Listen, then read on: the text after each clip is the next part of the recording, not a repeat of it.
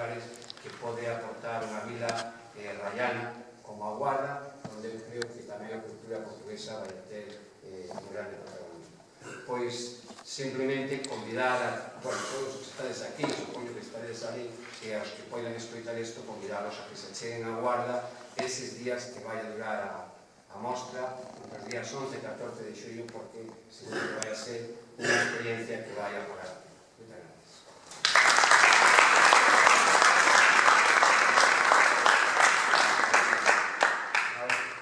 Dentro de Culturmar tentaremos e promoveremos o cultura público para que alén do que é a festa no monte tamén teñades unha festa do mar que tamén chegues, como ben decías, a que ese é unha festa do propio povo e que non necesita unha comisión para ser organizada.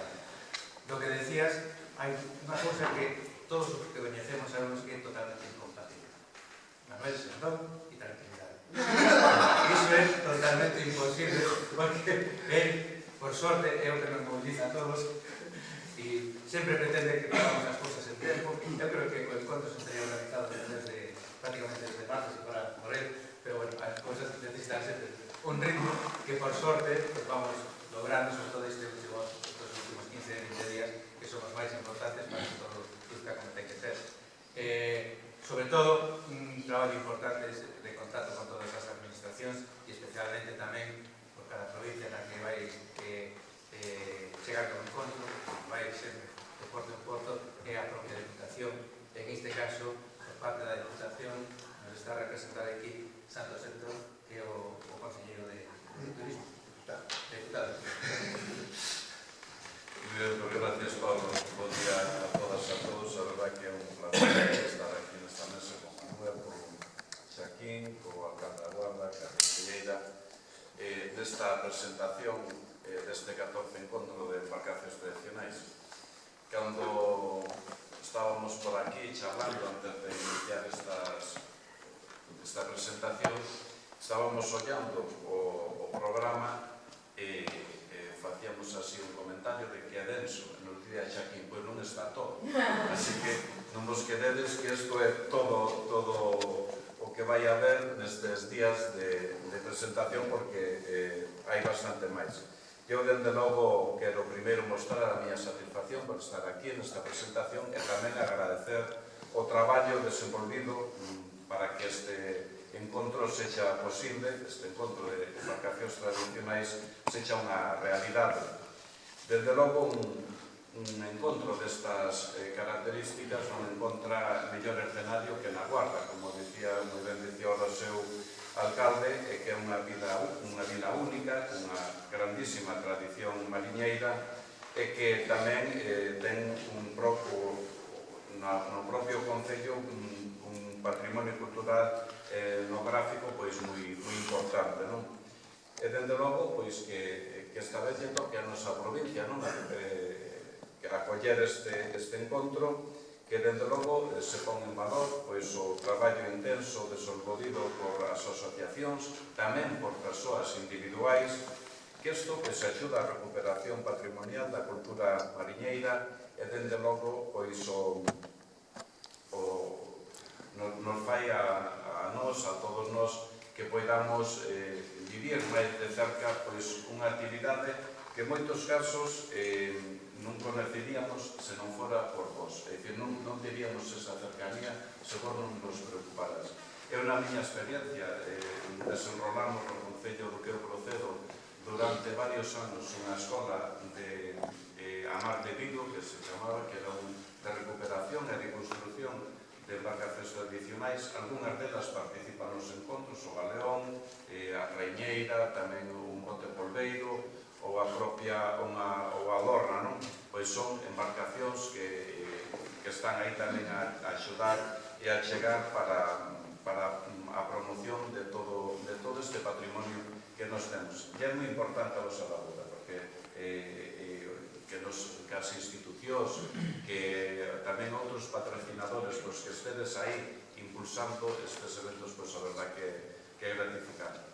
E eu quero rematar tamén invitando a todos a que participar neste encontro entre 11 e o na Guarda e, dende logo, pois, que isto nos sirva tamén para seguir tomando impulso e querendo máis unha tradición importantísima do noso povo. Así que moitos éxitos e que contades ca Diputación e co compromiso da Diputación para facer nesto todo o que poidamos achegar e que vos poida ser útil. Gracias.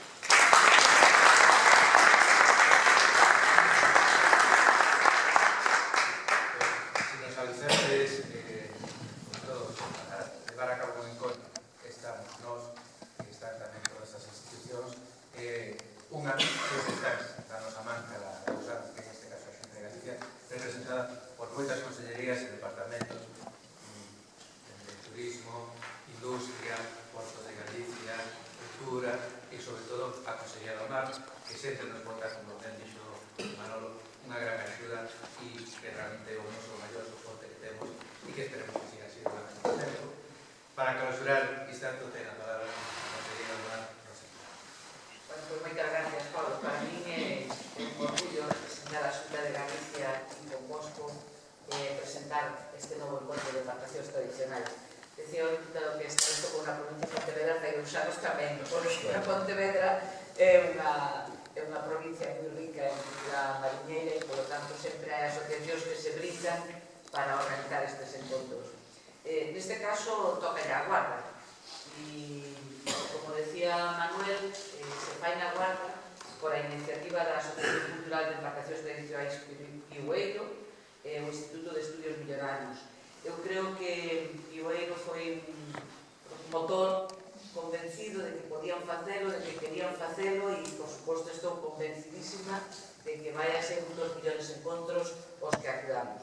Tamén, decía Manuel e decía Pablo, o amplio respaldo institucional para organizar estes encontros, pero máis importante de todos, creo eu, e coincido neste caso co alcalde, é a necesaria e a fortísima implicación social e comunal.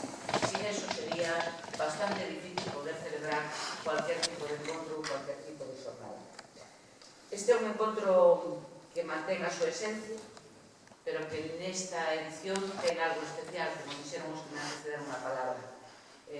O especial está nese binomio río e mar, e dada a fronteira que ten por Río Miño co espacio de Portugal, tamén xuntamos a tradición da mariña do sur de Galicia, da mariña do norte de Portugal.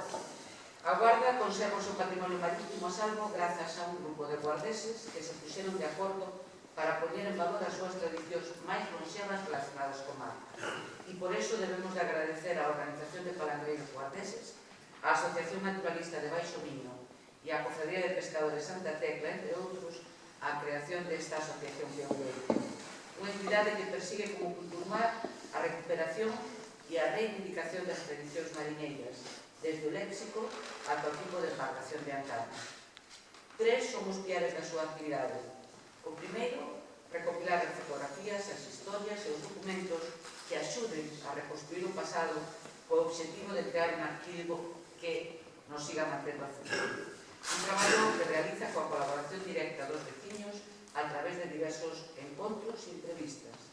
O segundo, como nos decía Joaquín, construir unha réplica dos volanteiros, unha embarcación tradicional da que se teñen referencias desde o século XVII e que desapareceu nos inicios do mundo.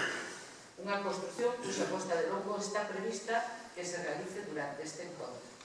Seguro que sí. E o terceiro, converterse na sede deste encontro. Un traballo que motivou que Culturmar decidise organizar este encontro na Guarda, unha vila de tradición mariñeira e de gran riqueza patrimonial. O encontro servirá, sin duda alguna, para que a través de Culturmar se impulse a consolidación dun movimento a prol da salvaguarda do patrimonio marítimo nesta comarca onde nunca se celebraba.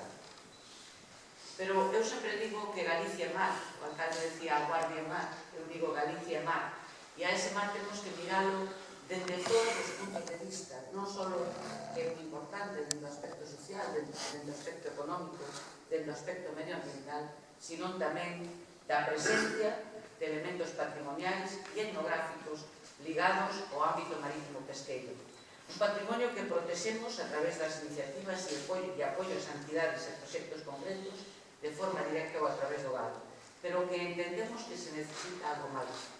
A conservación do inmenso patrimonio marítimo pesqueiro deberase integrar nun plan de acción único de todas as administracións e entendemos desde o noso punto de vista que debe contar con 4 obxectivos. O primeiro, recopilar a presencia dos elementos culturais, patrimoniais e etnográficos.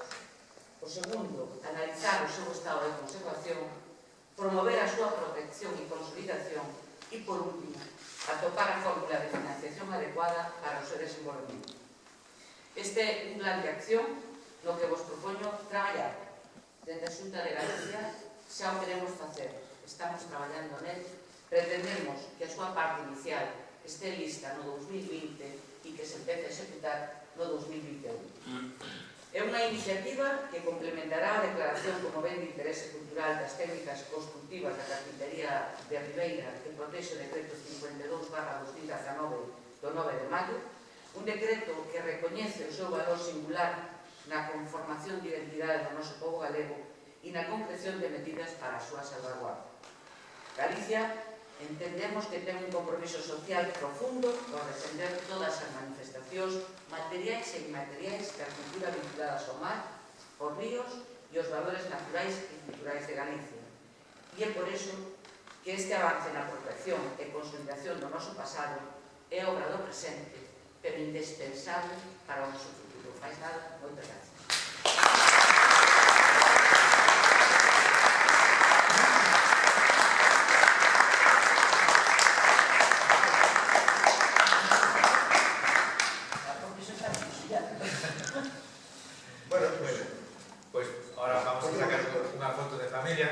Cos outros colaboradores e organizadores do encontro que non están na mesa porque están xa os seus representantes institucionais, facemos todos unha foto aí, non? Para que tener memoria, para sempre e para os tempos.